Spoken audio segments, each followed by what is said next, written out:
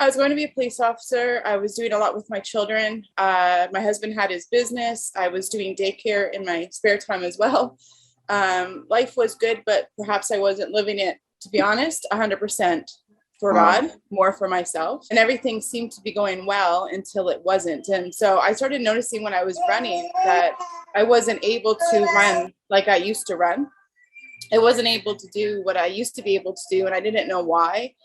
And then the progression started with my autoimmune uh, issues. And so I'd gone to see doctors, many doctors. They found that, in fact, my spinal cord was being compressed by my spine itself.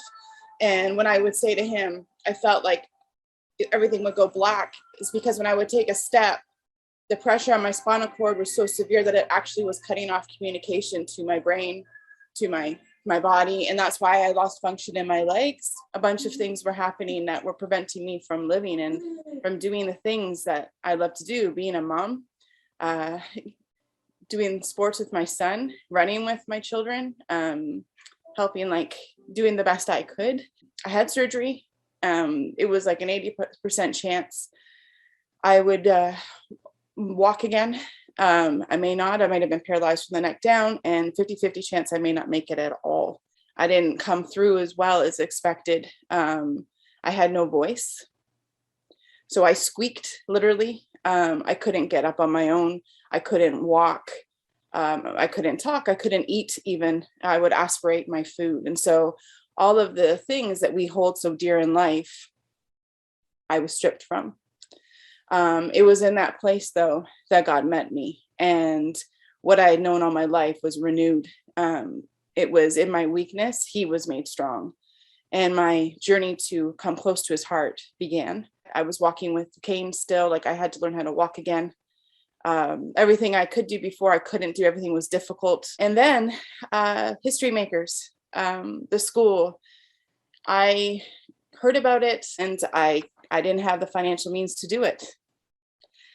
And then actually a young adult who I'd been helping and serving with at Young Adults at Embassy came up to me and said, you're supposed to be there, and I'm supposed to pay for you to be there. On the Saturday night before the Sunday, Laura and Timmy had introduced me to you, and you had prayed over me. And when I went back, and keep in mind something, I'm on heavy morphine at this time. I'm taking it every 4 hours, at least 4 milligrams every 4 hours, day and night, waking up in the night in pain.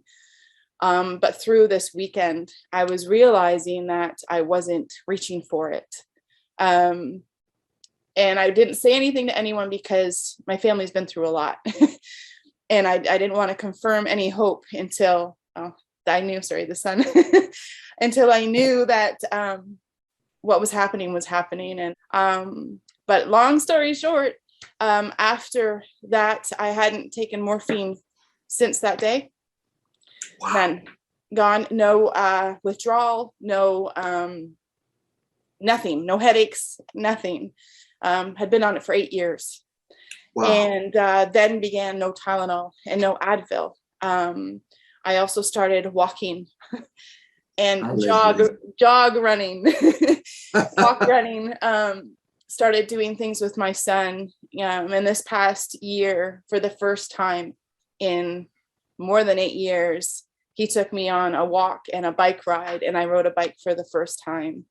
But more importantly than what he did for me physically, and I think that's what I've learned, is he healed me from the inside out. And it's always for his glory. It's always for a bigger purpose than we can even see. And, he wants our heart's desires. But more than that, he wants the heart's desires of those around us to be impacted, and for us to be an impact on those around us, through us, because he works through us. I know a closeness now that I've never known before. And I know now that no matter what I am stripped of, whether it's physical or around me, I have everything because I have him.